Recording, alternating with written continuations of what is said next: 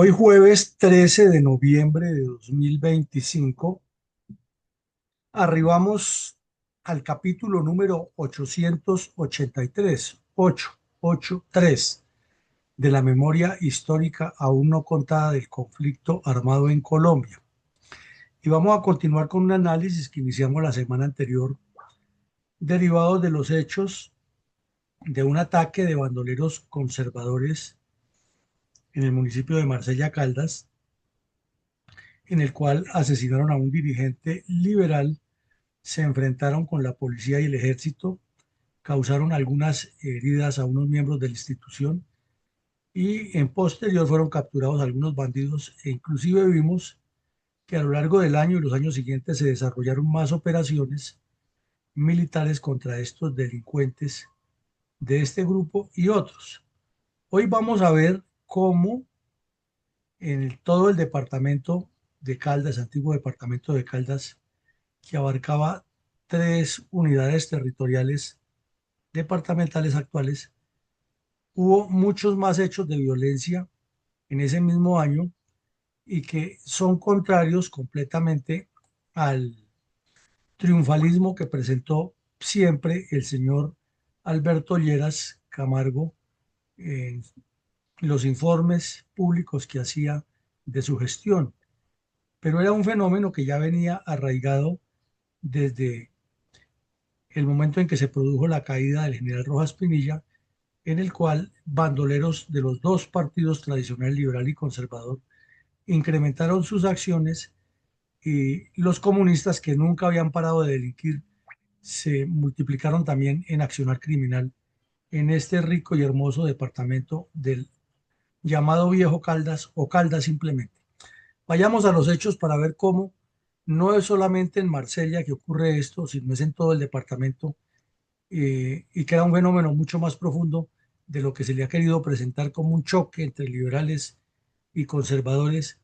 porque aquí hay una cantidad de elementos que hacen más compleja la realidad de esa violencia tripartidista. Vayamos entonces al examen de los aspectos que vamos a tratar hoy. Podríamos citar algunas de las razones por las cuales, a partir de la década de 1940, el antiguo departamento del Caldas, también conocido como el Viejo Caldas, se convirtió en epicentro de la violencia tripartidista. Sí, este mapa nos muestra qué era el antiguo departamento de Caldas. Lo que sucedió, entre otras cosas, es que el sector sur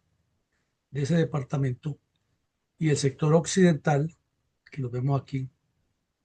se desarrollaron lo suficientemente sobre tres ejes urbanos. Entonces, la antigua zona total siguió dependiendo de lo que se irradiaba desde la ciudad de Manizales hacia los cuatro puntos cardinales del territorio. Pero en el sur, dada la cercanía con el departamento del Valle, del Cauca, y la real cercanía con el río Cauca, realmente cerca, el departamento del Quindío fue creciendo, habida cuenta que se caracteriza porque tiene una zona montañosa y muy alta,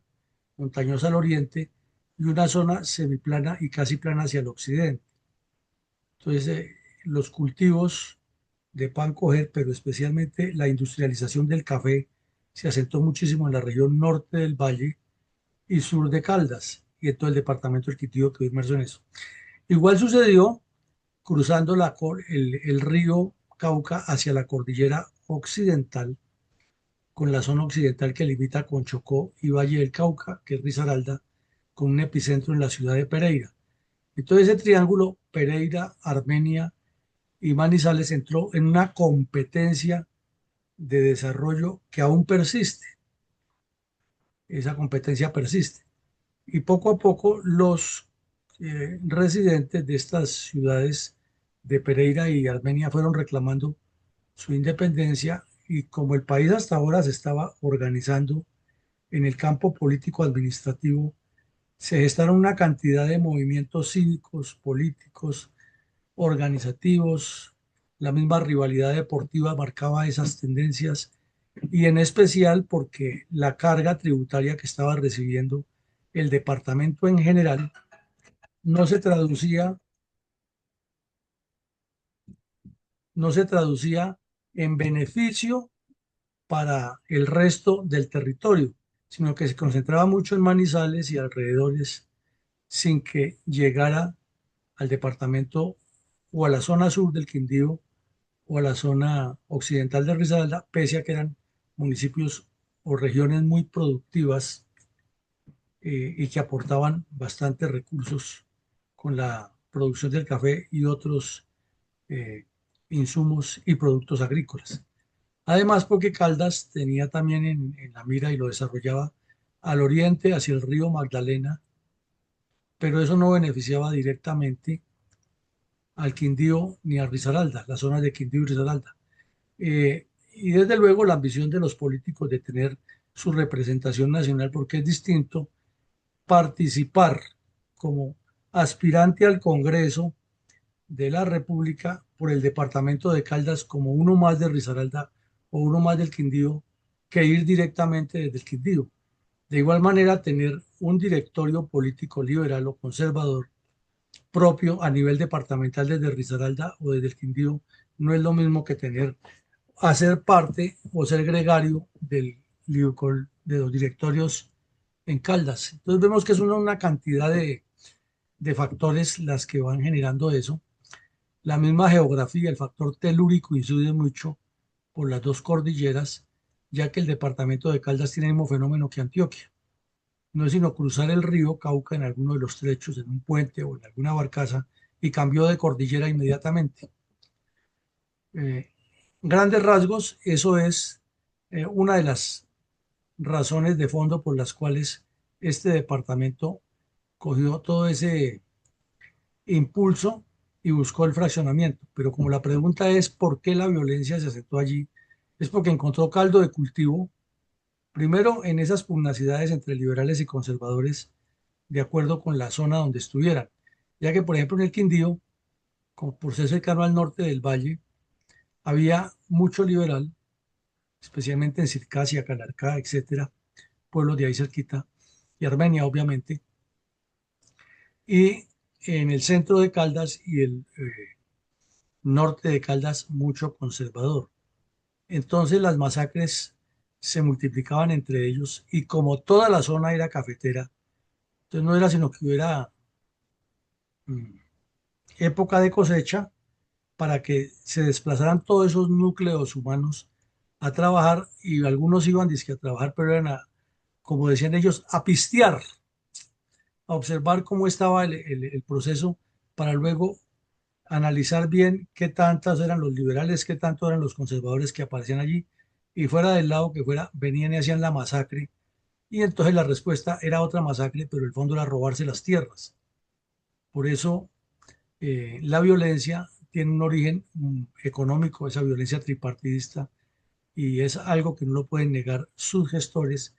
que le daban una especie de cariz político al robo legitimado de tierras, porque los notarios y los alcaldes de los municipios donde ocurría eso falseaban escrituras y cambiaban de dueño de acuerdo a cómo se iba desarrollando esa violencia. Eso tampoco nos lo cuenta el curita de Rux. Sigamos. ¿Cuál es la importancia geoestratégica del municipio de Marsella Risaralda, pero para la época de 1959, Marsella Caldas? Como vemos aquí, el departamento de Caldas tiene su secesión al occidente y se forma el departamento de Risaralda, del cual ya hemos hablado brevemente. Este departamento de Risaralda es rico, hermoso, muy diverso y con unas características únicas en Colombia. Está ubicado en todo el centro occidente del país y tiene una facilidad geoestratégica de unir a Antioquia con el valle. Realmente Antioquia, el sur de Antioquia con el norte del valle están muy cerca, cruzando la cordillera occidental eh, y llega al Valle del Cauca. De igual manera tiene mucha cercanía con el departamento del Chocó y ya prácticamente estaría en el Océano Pacífico. Y hacia el oriente tiene un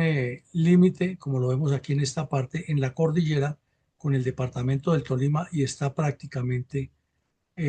a una distancia muy corta del río Magdalena y de Bogotá. Quiere decir esto que el departamento de Risaralda tiene eh, en su territorialidad mucha cercanía con los ríos del Cauca y el Magdalena, lo cual le da otro valor importante. Y uno de sus famosos ríos es el río La Vieja y el río Otún. Son dos ríos muy importantes allá. Además que como tiene esa cordillera tan alta, en la cual hay tanta biodiversidad en una de sus apartes, pues tiene suficientes pisos térmicos,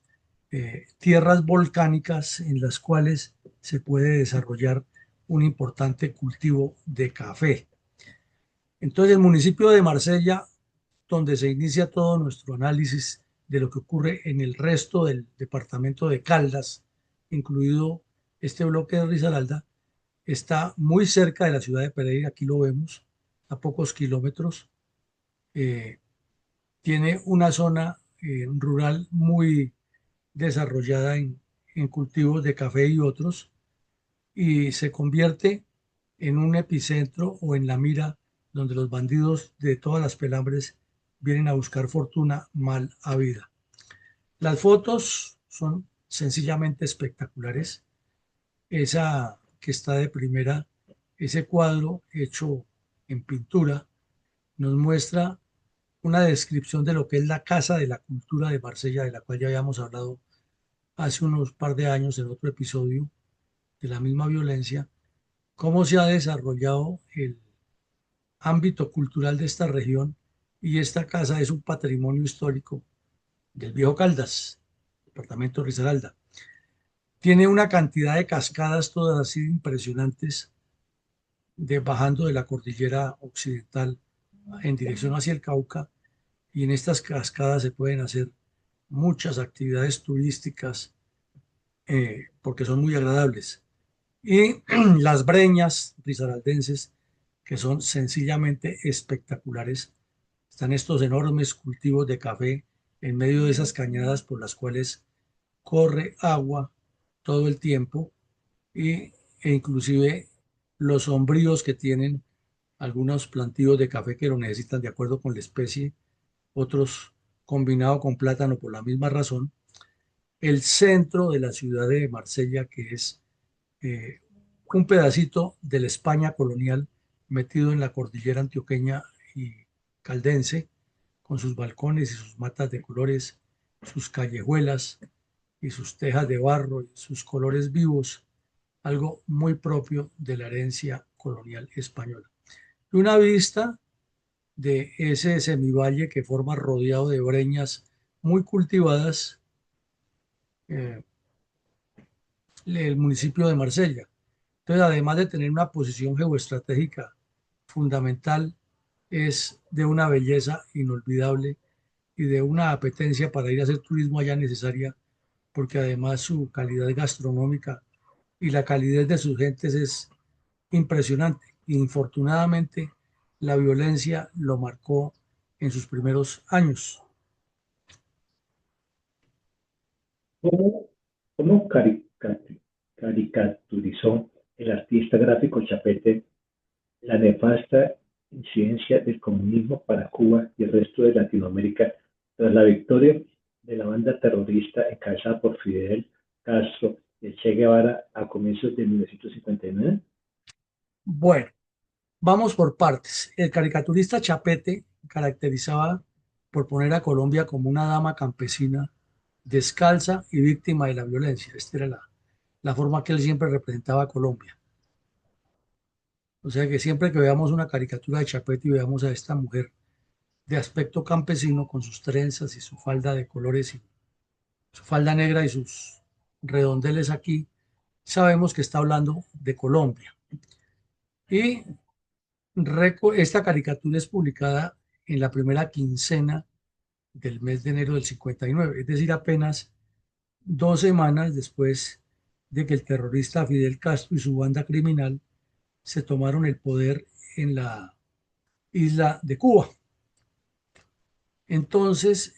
ya comenzaba a volverlo los medios de comunicación, porque es que eh, así como en los deportes, los medios de comunicación se encargan de hacer que los deportistas cometan errores cuando comienzan a presentarlos como lo único que ha habido en la historia. Eso pasó lo mismo con el terrorista Fidel Castro.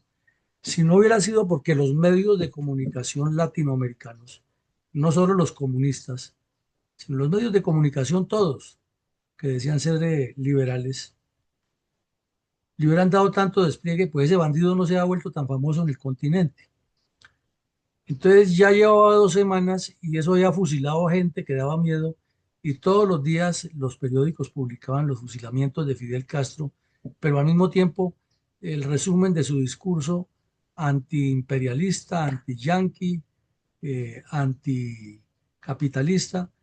e inclusive parece que ni se dieran cuenta y hay todavía periodistas e historiadores y sabelotodos de la violencia en el mundo que dicen que fue a los 3 años que Fidel Castro vino a pelar el cobre que era comunista. No, Fidel Castro ha pelado el cobre que era comunista desde 1953 cuando asaltó el cuartel de Moncada e inclusive ya se sabía que era comunista porque estuvo aquí en Bogotá participando de los desmanes del 9 de abril del 48, que él había venido a bloquear con otros estudiantes de varios países lo que se fuera a tratar en la reunión de la OEA en la cual estaba el general Marshall, aquí en Bogotá. Pero la estulticia de los periodistas es esa, que hasta los 3 años se vinieron a dar cuenta que él, como Estados Unidos no le había aceptado, se había pasado para el bando comunista. Eso no es cierto. Entonces, en estos primeros 15 días le hacían mucha publicidad al héroe de la revolución y ya se hablaba que la historia de Fidel era todo un mito. Un bandido que entró a una ciudad, a un país que no tenía un ejército muy serio, se tomó el poder y comenzó a fusilar gente porque no estaba de acuerdo con sus ideas comunistas o porque quería imponer el terror. Entonces pinta Chapete una caricatura en la que está Colombia horrorizada detrás de Fidel Castro, diciéndole, donde él escribe historia de Fidel y comienza a escurrir las gotas rojas de lo que escribió, o sea, la sangre que estaba causando, y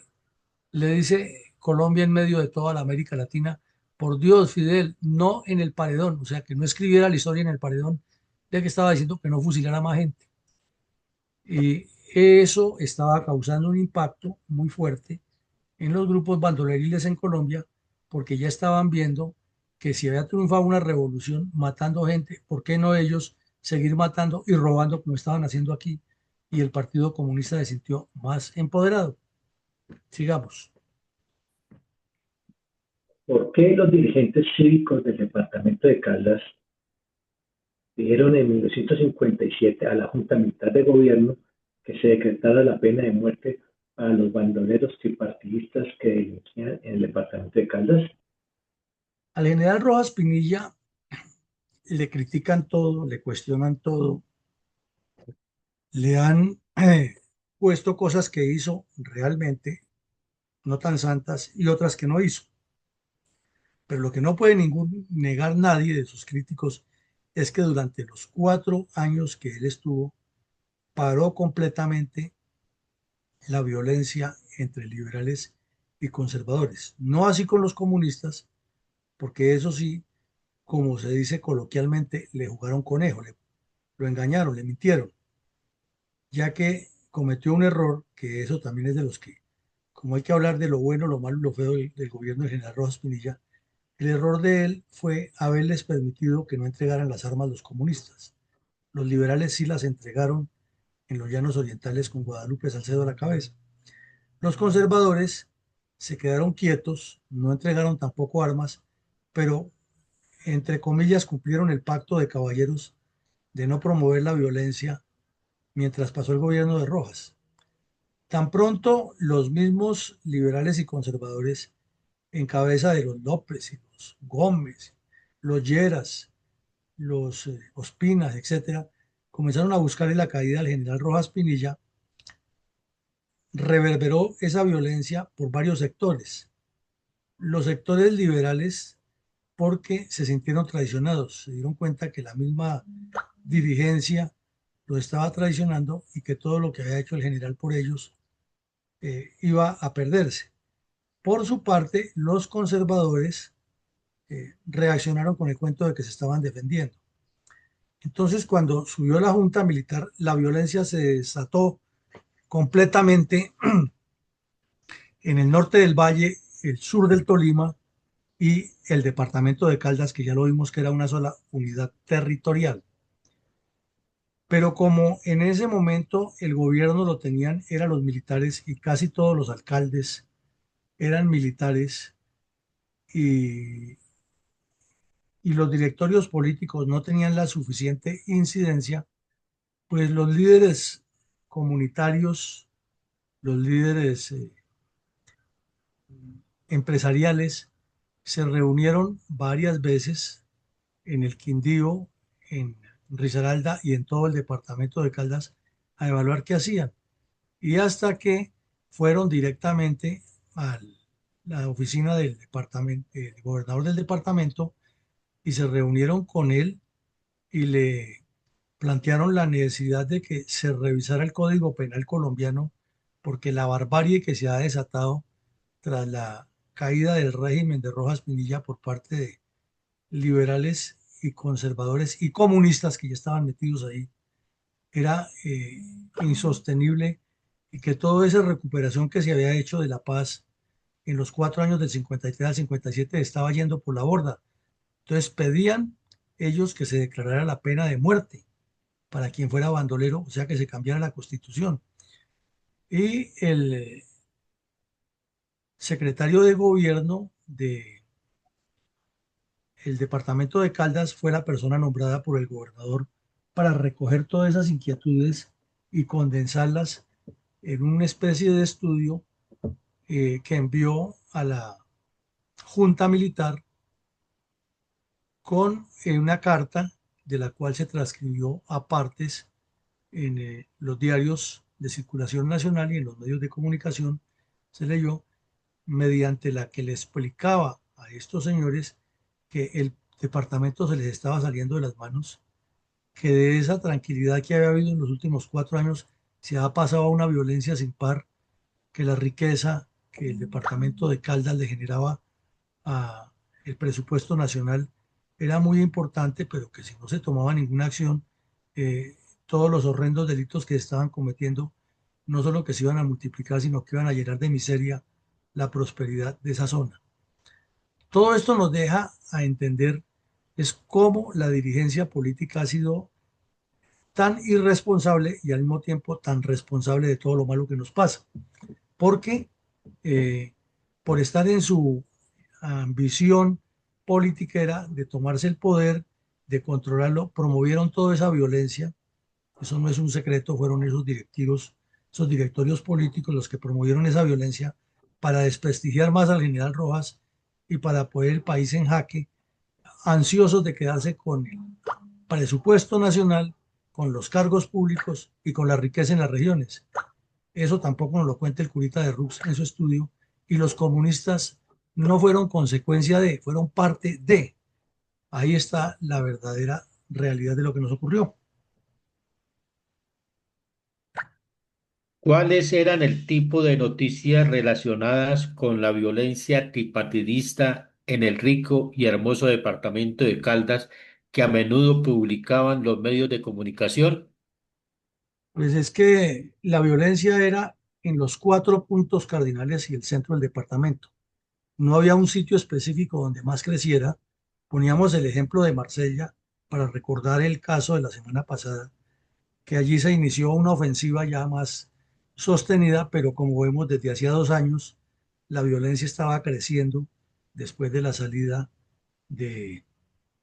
el general Rojas Pinilla en el poder. Y ocurrió una emboscada en el municipio de La Virginia, Caldas,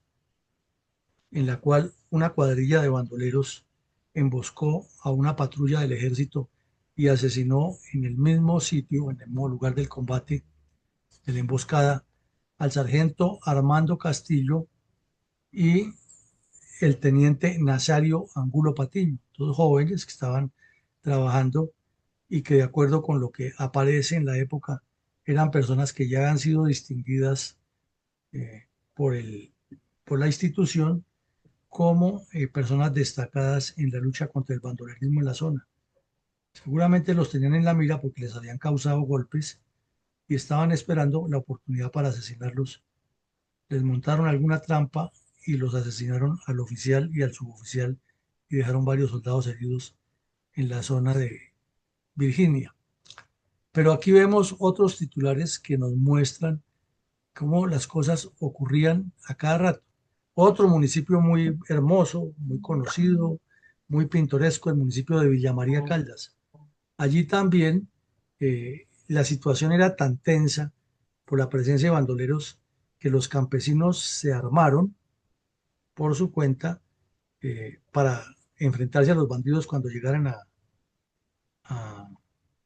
a matarlos o a robarles sus propiedades, a violarles las mujeres, a llevarse los niños, etcétera. Y desafortunadamente, en una falta de coordinación de del alcalde con las juntas de acción comunal que tenían algunas comunicaciones por radioteléfono para estar en información permanente de lo que pasaba, movieron una patrulla de la Policía Nacional a hacer un registro de un área sin informarle a los campesinos de la región que, que se iba a hacer ese procedimiento o que iban a estar las tropas de la policía por ahí y los campesinos pensando que se habían metido los bandoleros vinieron y se enfrentaron con los policías y eso dejó como saldo 3 muertos y 2 heridos hasta que se dieron cuenta que se estaban enfrentando entre las autoridades y, y los campesinos que habían organizado la defensa. Entonces, eso nos demuestra el nivel de estrés y de temor que estaba viviendo la comunidad por cuenta de la mala conducción de los dirigentes políticos que acababan de sacar del gobierno a los militares y habían subido al señor Gerard Camargo, dizque con el cuento de que ahora sí había paz en Colombia. ¿Incidían las bajas y capturas de bandoleros tripartidistas en que se disminuyera la violencia en la región? Esa pregunta cae como anillo al dedo y demuestra la incompetencia del gobierno de Lleras Camargo para resolver estructuralmente el problema, contrario censo a lo que ellos decían. Y es que aquí vemos que en el mes de agosto de ese año, o sea, un mes después de lo que ocurrió en Villa María y de la muerte del teniente y del sargento en La Virginia, ocurrió o ocurrieron 2 operaciones simultáneas en el municipio de Samaná al norte, ya en límites con prácticamente con el departamento de Antioquia, y en el municipio o en la zona de Marquetalia, no la Marquetalia tradicional, sino Marquetalia Caldas, en la vereda del Placer y la Miel, se logró la captura de 2 cuadrillas completas de bandidos, y en las cuales había gente entre 25 y 49 años de edad, todos estos bandidos con prontuarios abiertos por secuestros, extorsiones, abigeos, atracos a mano armada, asesinatos, violación de menores, violación de mujeres y una cantidad de delitos atroces que demostraban que tenían el departamento o la zona donde delinquían de ese departamento asoleada. En total, en una sola acción combinada y simultánea, se capturaron eh, 18 antisociales, entre los cuales se destacaba uno de nombre Augusto Cardona, que tenía apenas 25 años y había causado mucho terror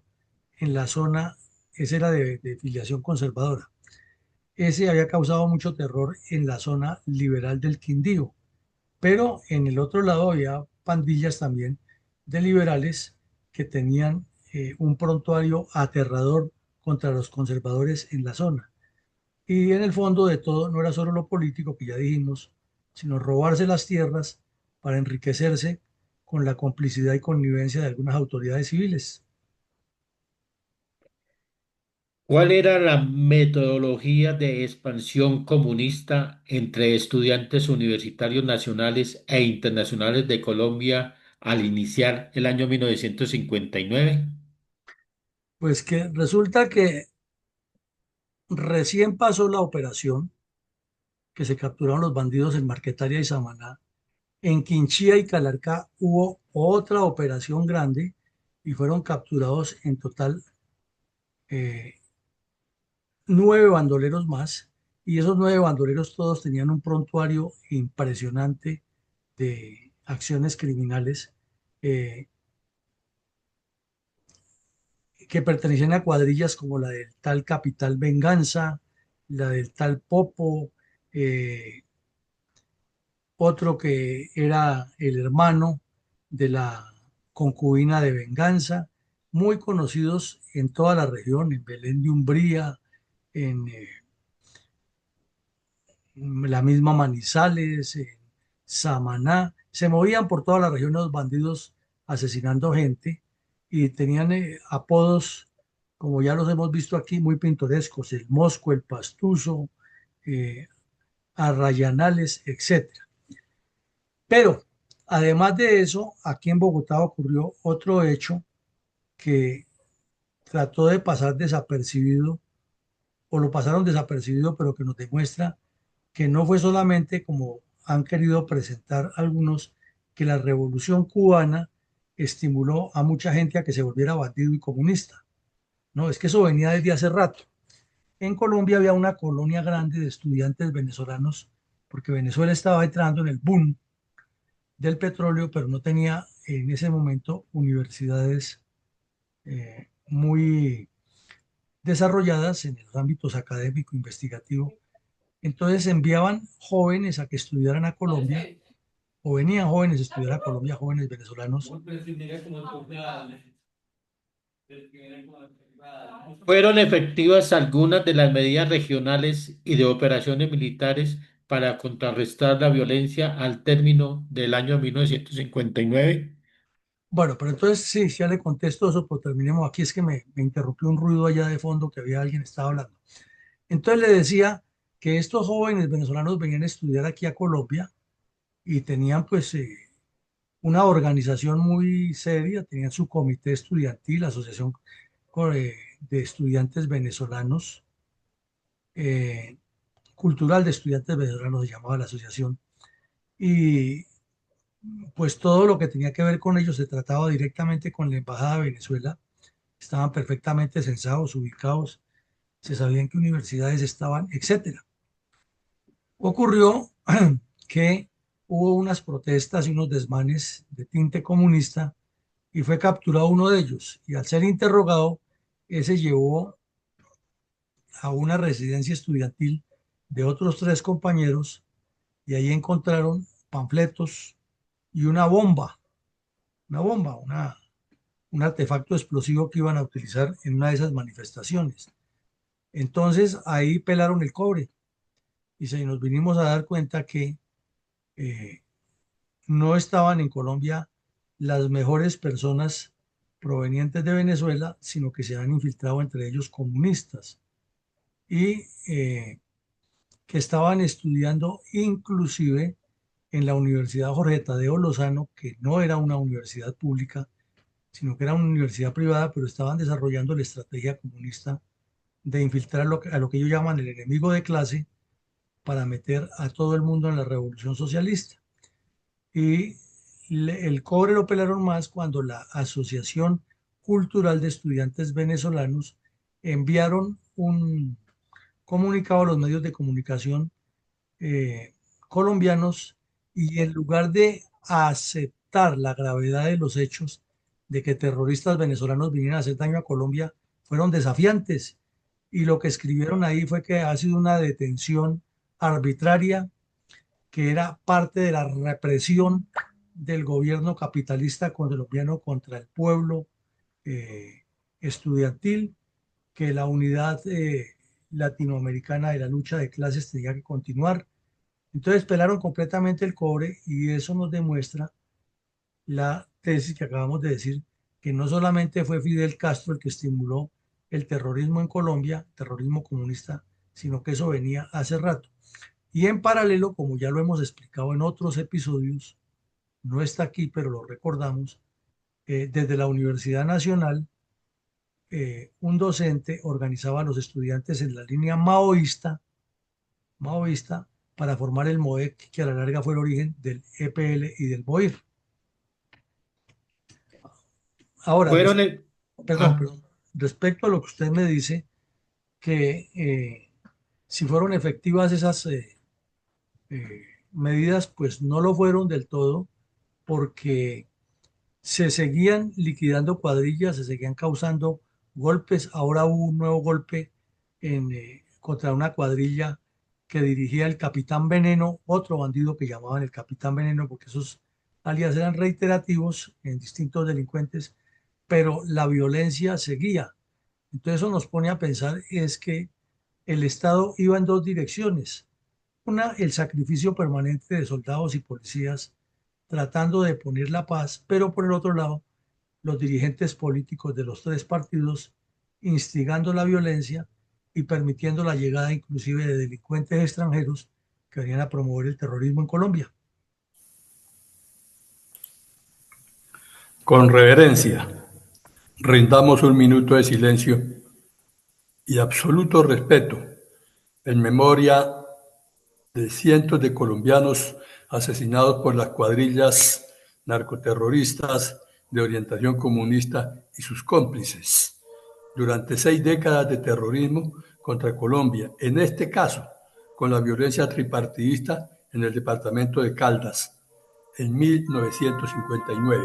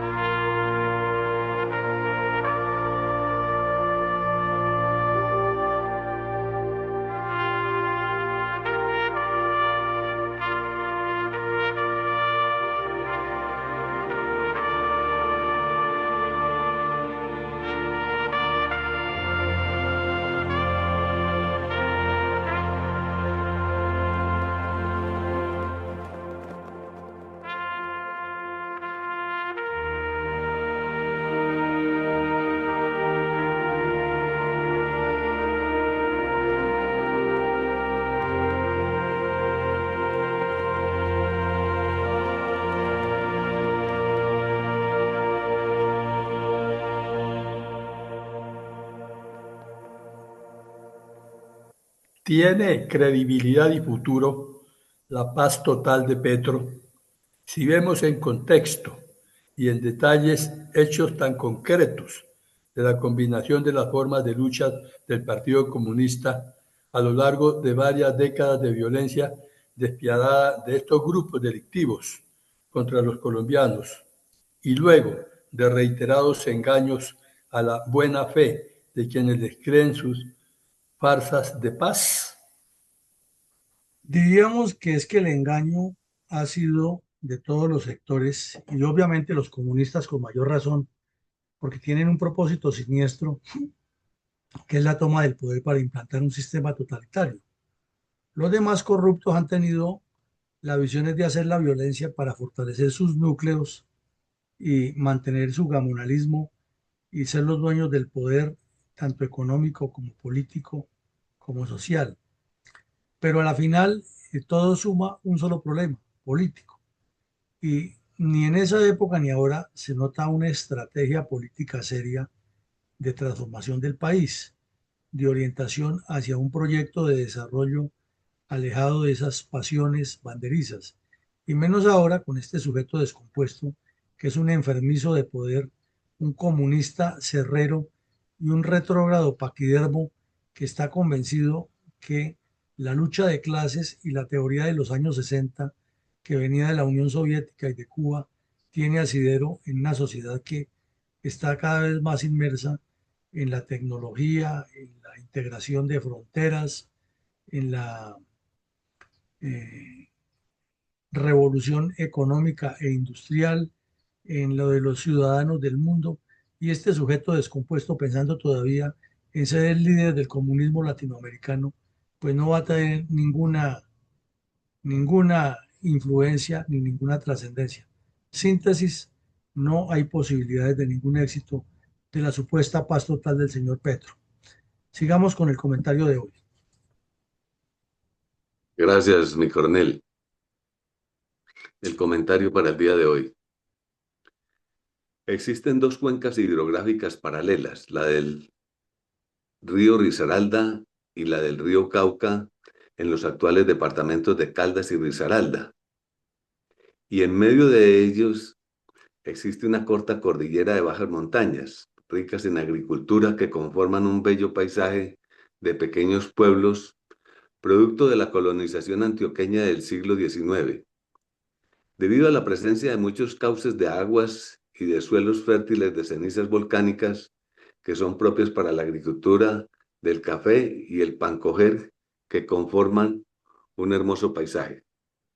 Este paraíso natural vivió en forma pacífica hasta cuando en la década de 1950 se inició una confrontación tripartidista entre conservadores, liberales y comunistas, debido a una mala dirección política. Puesto que ante la ausencia de autoridad estatal, surgieron múltiples grupos de bandoleros que buscaban enriquecerse del saqueo de las cosechas y el apoderamiento de las tierras. Ante esas circunstancias, los dueños de propiedades, denominados gramonales,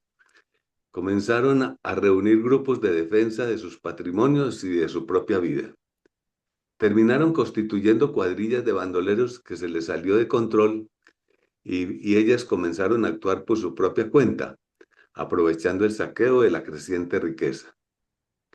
Y en ese entorno también aparecieron los caudillos partidistas que supuestamente daban orientación política e ideológica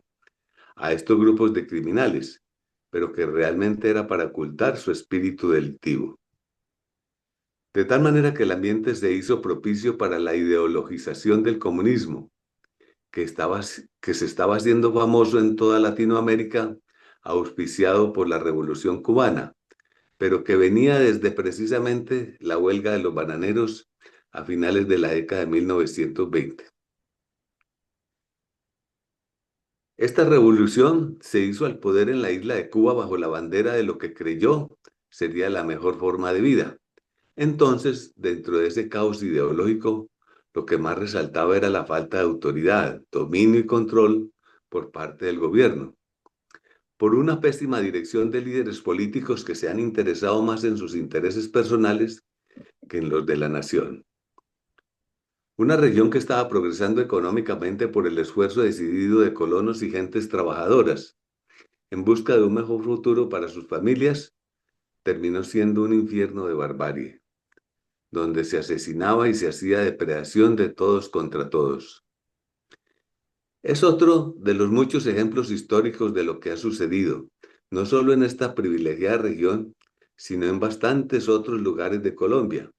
durante el tiempo denominado como la sangrienta violencia política, y que aquí hemos estudiado mucho en este programa. Y todo eso caracterizado simple y llanamente por la falta de un gobierno decidido en imponer la ley y el orden. Situación que después se extendió con el tiempo en los llamados grupos guerrilleros ideologizados en las teorías marxistas, pero que también terminaron siendo delincuentes que se han dedicado a beneficiarse del nefasto negocio de los narcóticos. de tal manera que la violencia durante muchos años en muchas regiones del país ha sido la constante de nuestra historia, donde la única institución que ha demostrado continuidad y estabilidad en pro de la convivencia y la paz entre los colombianos han sido nuestras valerosas Fuerzas Armadas, que sin ellas Colombia ya habría perecido por tantos actos de barbarie y nuestra pobre capacidad de convivencia humana. Muchas gracias, mi coronel. Bueno, muchas gracias, mi coronel. Exactamente lo que usted hace, esa combinación de riqueza, crecimiento geopolítico, valor geoestratégico, pero sobre todo una irresponsabilidad política para entender ese entorno, para haber comprendido y haber visualizado que la proyección de desarrollo de Colombia no estaba en generar violencia intergrupal de acuerdo con sus intereses, sino era buscarle una prospección al desarrollo agropecuario y agroindustrial del café particularmente, pero ahí había caña de azúcar, había cacao, había otros productos agrícolas de altísimo valor y de mucha posibilidad de comerciarlos. No estaban pensando en eso, sino en ser al estilo del general Santander, los dueños de su pedacito causándole daño al que podía haber traído el desarrollo, que ha sido el general Rojas Pinilla. Esa es una cruda realidad de lo que nos pasó en esa época asiaga y nefasta, pero usted muy bien lo anota, que luego viraron en narcotráfico y seguimos en la misma, sin mirar el futuro del país, sino enfrascados en una lucha interna violenta y una pugnacidad que solo conduce a estar en ese atraso y ese subdesarrollo. Esta noche tendremos nuevamente un análisis estratégico